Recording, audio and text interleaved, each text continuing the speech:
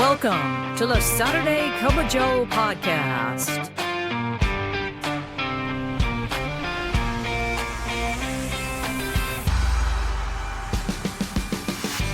This podcast is dedicated to EAS employees of the U.S. Postal Service and members of the National Association of Postal Supervisors. So, pour yourself a cup of coffee and join us for today's episode. And now, here's your host, Robert Wakefield. Good morning, Branch 32, and good morning, Naps family, wherever you are listening. Welcome to the Saturday Cup of Joe podcast presented by the Nashville Post Office Credit Union. We are so happy that you're listening today. It's wherever you're listening from. We do appreciate that.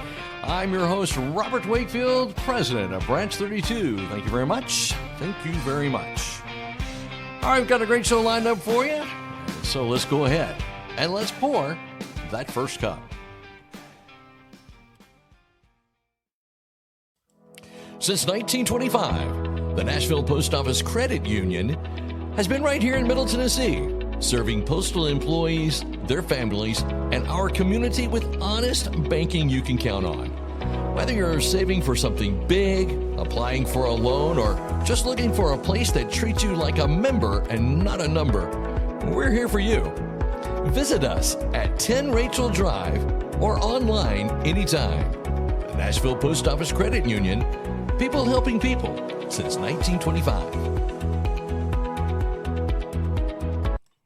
And for our first cup this morning, we are so happy to have the Director of Legislative and Political Affairs. Easy for me to say.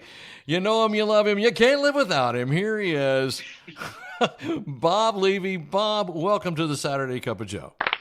Thanks a lot. I think people can get along quite fine living without me at some points. But yes, I appreciate the sentiments. There you go. I did that same thing with Chuck, and he was so tickled on the last podcast, he could hardly operate after that. So I thought I would try it out on you. So listen, we're just now coming back from the Legislative Training Seminar. It was absolutely fabulous, and you have a really major role at the seminar, and I wanted you to talk about the training part of it for a little bit.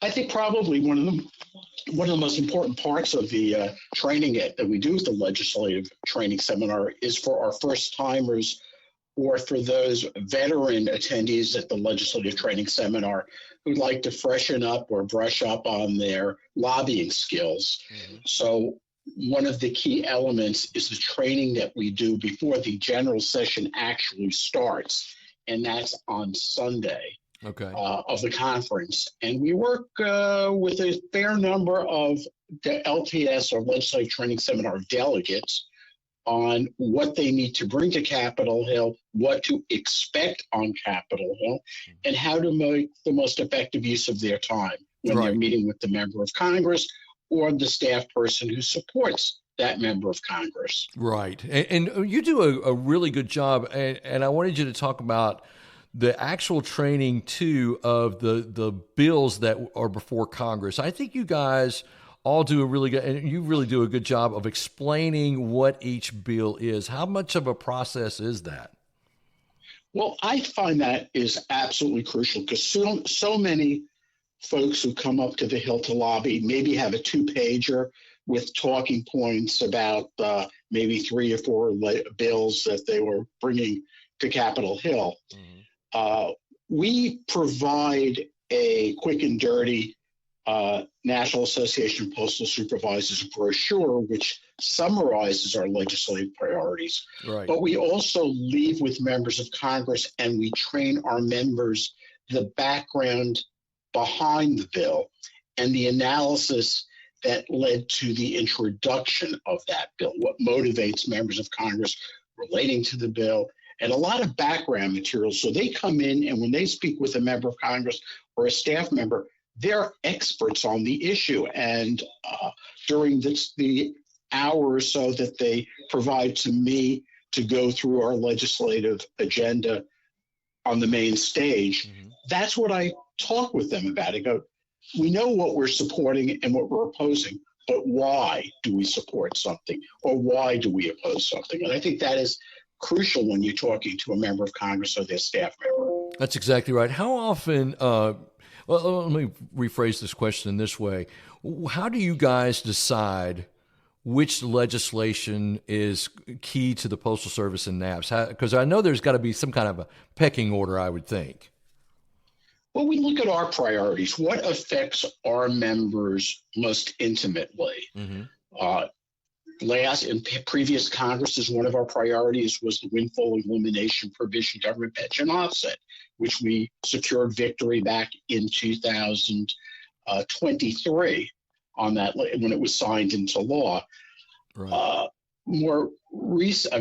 More recently, what we are looking at are those issues, and we prioritize those issues that affect us within regard to the consultative process, because that is a festering problem for our members, and that is two parts. Number one, lingering about waiting for a pay agreement to actually be put in place, because we have to wait around for the largest postal union, which is now the NALC, to conclude their collective bargaining before we could even start our consultation over pay and benefits.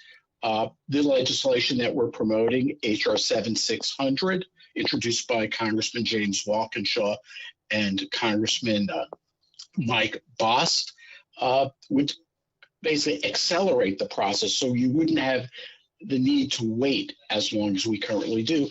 And the second provision, it's pretty simple, is that if we proceed to a fact-finding process because we don't agree with the Postal Service, which occasionally happens, we can go to a fact finder, and the fact-finding panels decision will be binding on the Postal Service at the conclusion of our consultative process. Right. So you have an accelerated process, and you have an actual conclusion to that process, and that affects us intimately.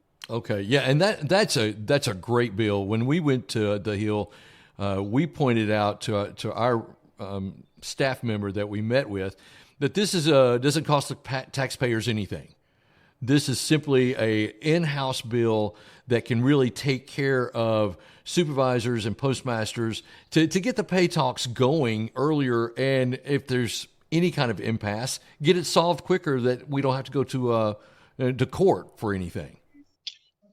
That's right. And in fact, I got a phone call yesterday from Congressman Walkinshaw's postal legislative person, that she got a phone call from a senator's office as a direct result of our members from New Mexico impressing on the senator from New Mexico the importance of the legislation. And that member is now looking at introducing a Senate companion to that legislation. We don't know where it's going to go, what the timing is, but the actual fact that we have a United States senator communicating with a member of the House of Representatives who introduced one of our legislative priorities to entertain introduction in the Senate is a step in the right direction. And it also demonstrates how effective our lobbyists are when they go up to the Hill during our legislative conference. And that's exactly what I was going to say, Bob. It shows the importance of attending the legislative training seminar to get the training to go and talk to these people that have a direct, effect on our pay lives or whatever. So it's a great thing that we do every single year. Yeah, there is an organization known as the Congressional Management Foundation, which surveys congressional offices about the effectiveness of different types of advocacy that are directed at a member's Washington office. The most important advocacy tool is in-person issue visits from the member of Congressman or the senator's constituents. Okay, I did not know that. Wow.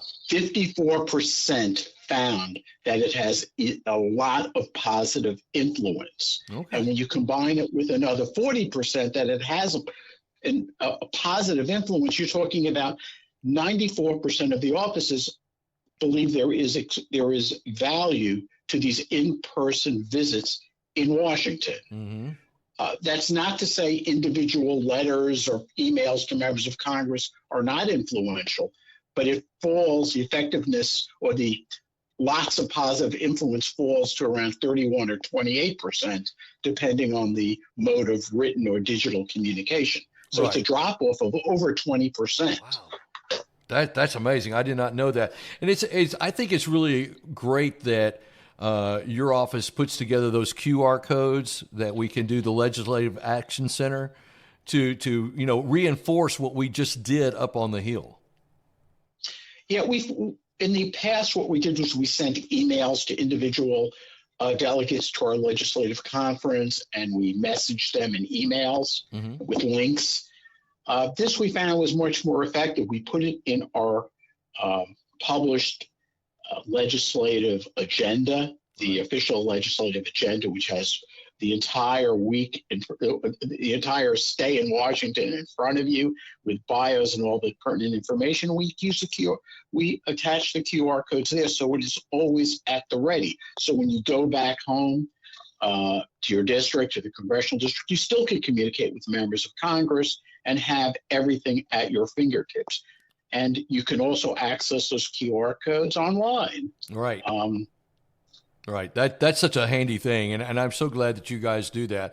So tell me, since the legislative training seminar is over, tell me what your overall satisfaction or dissatisfaction, how did you feel it went this year?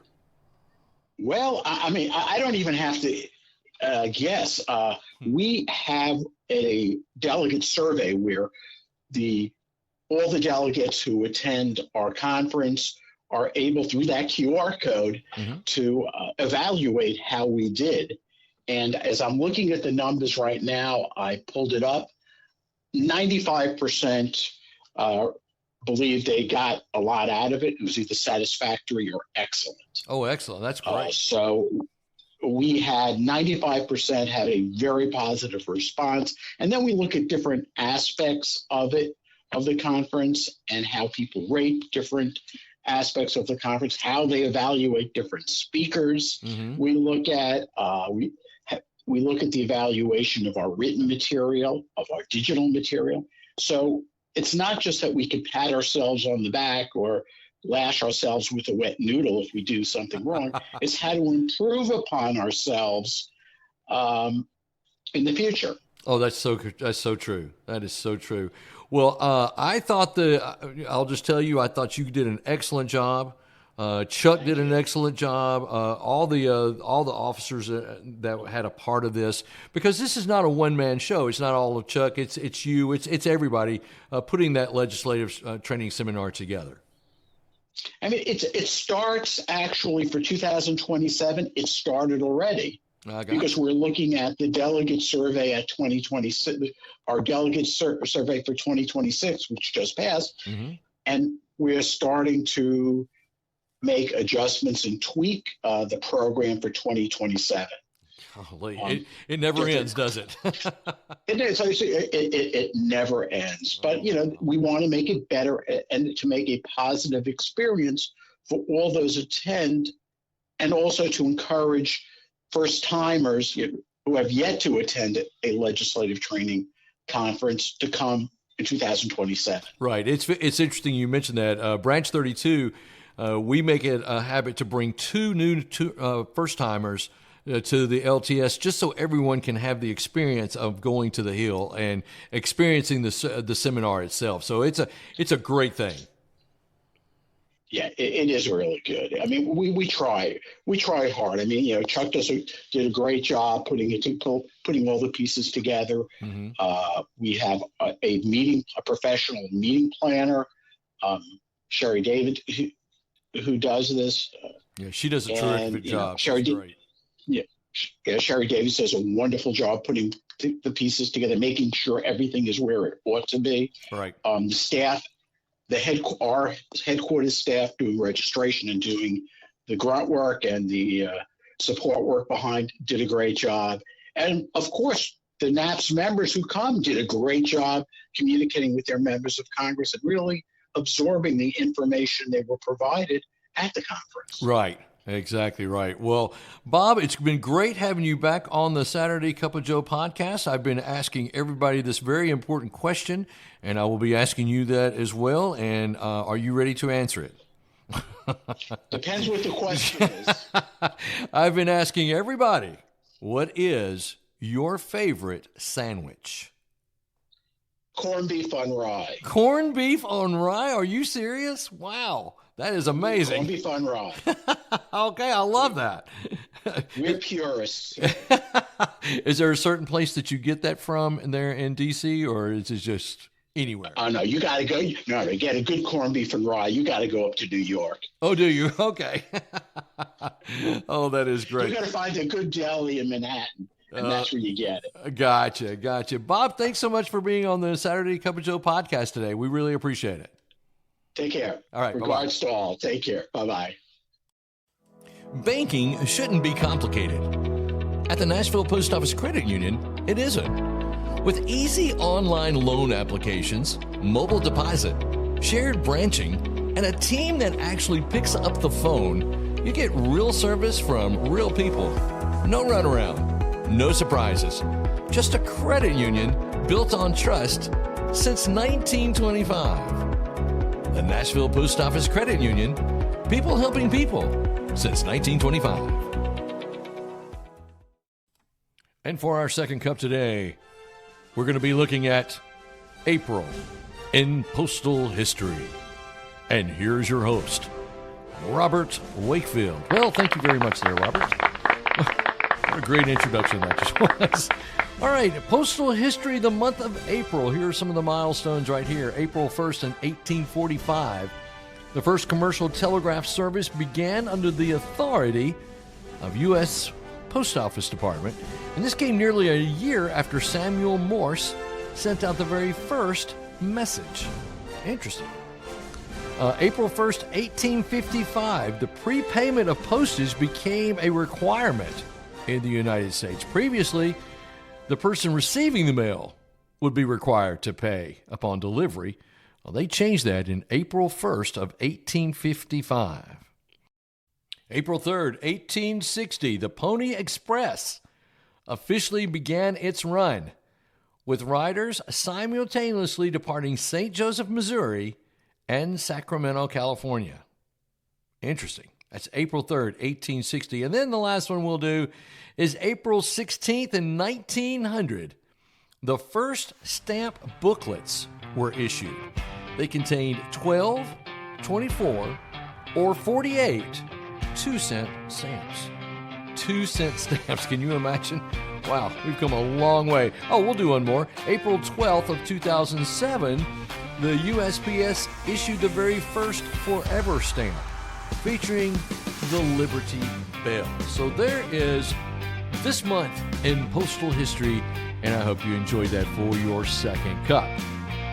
And thanks so much for listening to the Saturday Cup of Joe podcast presented by the Nashville Post Office Credit Union. I really would appreciate it if you would tell all your EAS friends and your friends in NAPS to please like and subscribe to this podcast.